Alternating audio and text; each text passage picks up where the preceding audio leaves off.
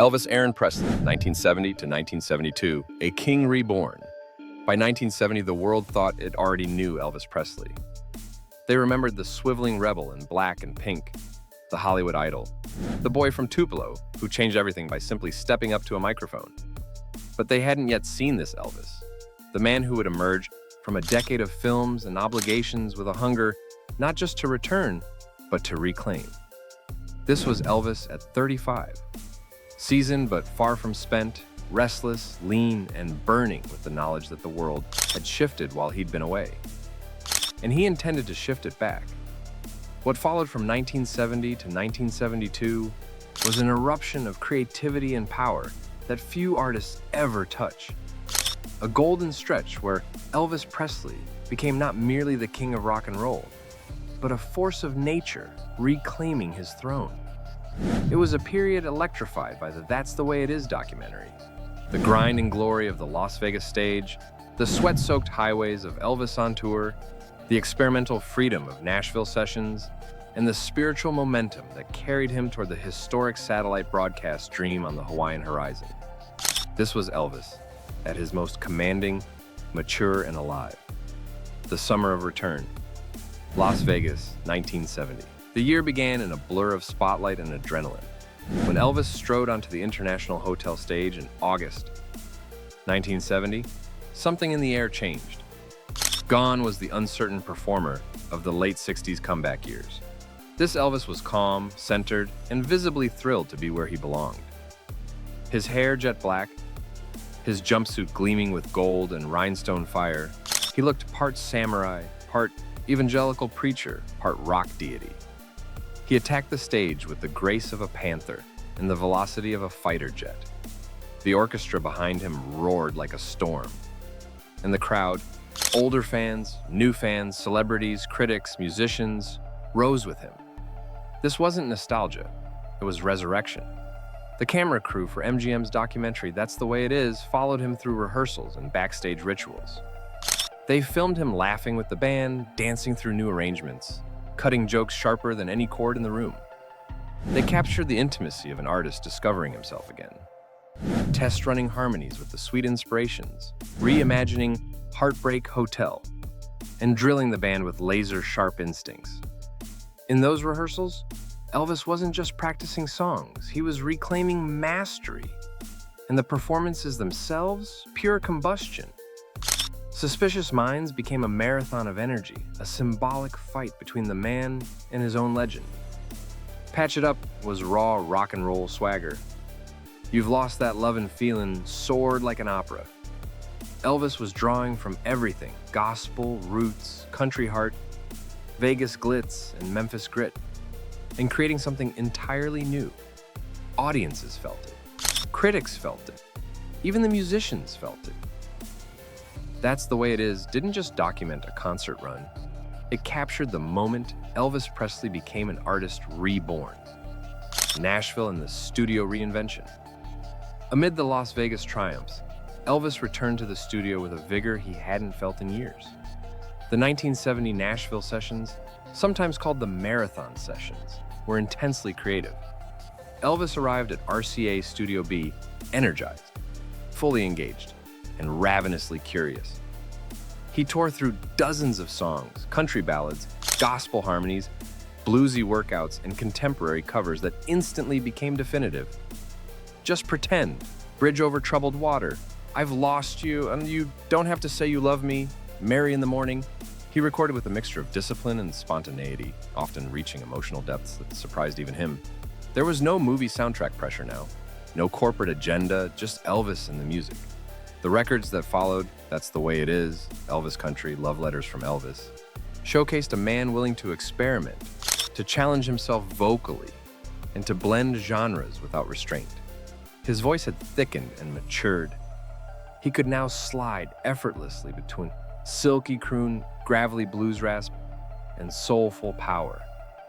In the studio, Elvis wasn't chasing trends. He was carving out a new identity, a modern Elvis, a post-comeback Elvis, one who had lived, loved, lost, and risen again. 1971, the year of transition. While 1970 burned bright, 1971 simmered with complexity. Elvis's life off stage was changing. Marriage strains, management pressures, a touring schedule that grew more demanding. Yet creatively, he kept pushing. In early '71, he focused on gospel sessions and more intimate material. He cut "I'm Leavin'," one of the most haunting and adult songs he ever recorded, filled with melancholy vulnerability. "Early Morning Rain," "The First Time Ever I Saw Your Face." These performances showed a reflective side of Elvis, tender and searching. On stage, the shows grew bigger, louder, more dramatic. New jumpsuit designs shimmered with an almost mythic quality. Elvis embraced karate movements in his stagecraft, punctuating crescendos with kicks and chops. The TCB band, now solidified, played with a precision that made every night feel like a controlled explosion. If 1970 was Elvis rediscovering himself, then 1971 was Elvis refining the weapon. But beneath the shine, the pressure was building. Touring demands intensified. His personal life grew more complicated. Yet the king still stood tall, ready for something monumental, and 1972 would deliver Elvis on tour. 1972, the Road Warrior. By the spring of 1972, Elvis Presley was no longer just a Las Vegas phenomenon. He was a national force, commanding arenas across America. And this time, cameras followed again. This time for Elvis on Tour, the cinema verite documentary that captured him in his rawest, most human form. Where That's the Way It Is was polished, sleek, and celebratory, Elvis on Tour was gritty, intimate, and revelatory. We see Elvis praying backstage with the band, forming a tight-knit circle of faith and brotherhood. We see him laughing through rehearsals in a denim jacket and sunglasses, hair slightly messy, voice relaxed but potent. We see him pacing anxiously before hitting the stage, anxiety that evaporates the moment he walks into the spotlight. On stage, he is unstoppable. He tears into Polk Salad Annie, stalks the stage like a rock blues predator, and pours volcanic emotion into An American Trilogy, a centerpiece of patriotism and gospel fire that would soon become synonymous with his mid-70s power. The film shows an Elvis deeply connected to his audience, touching hands, throwing scarves, exchanging glances that carry years of adoration. It also shows a man pushing himself physically and vocally, giving everything he had night after night. Elvis on Tour won the Golden Globe for Best Documentary. It remains the only Elvis film honored with a major industry award during his lifetime. And it stands as cinematic proof. In 1972, Elvis Presley was still a giant. Hawaii, 1972, the spark before the satellite. Though the world remembers the 1973 Aloha from Hawaii broadcast as one of Elvis's defining triumphs, the seeds of that moment were planted in 1972.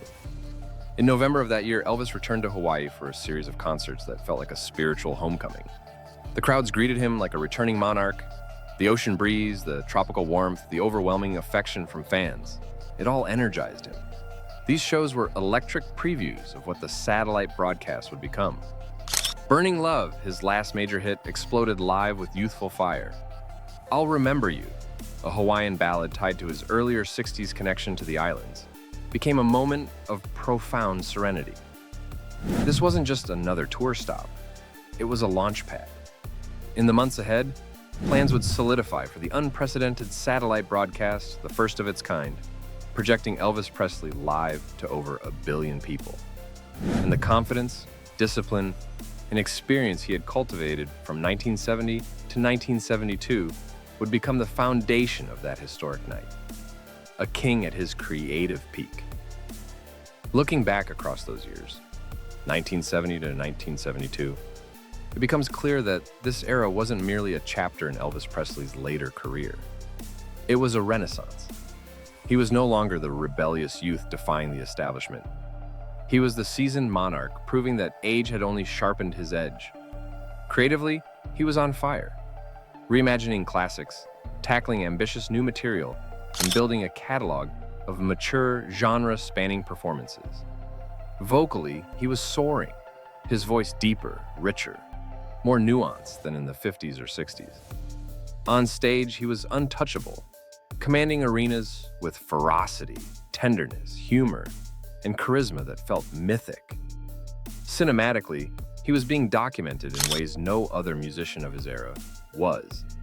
leaving behind visual testaments of a man who lived for the stage. Personally, he was reshaping his identity, finding strength in spirituality, music, and the electricity of the crowd. This era didn't just revive his career, it defined his legacy as the ultimate live performer.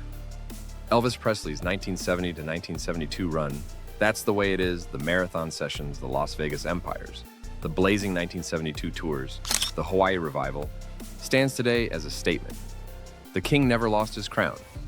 He simply forged a new one, diamond bright, sweat-earned, and immortal. If you enjoyed this deep dive into Elvis Presley's golden era, don't forget to like, subscribe, and leave a comment sharing your favorite moment from the King's electrifying 1970 to 1972 run. Your support helps keep these stories alive, celebrating the music, the magic, and the legacy of the one and only Elvis Aaron Presley.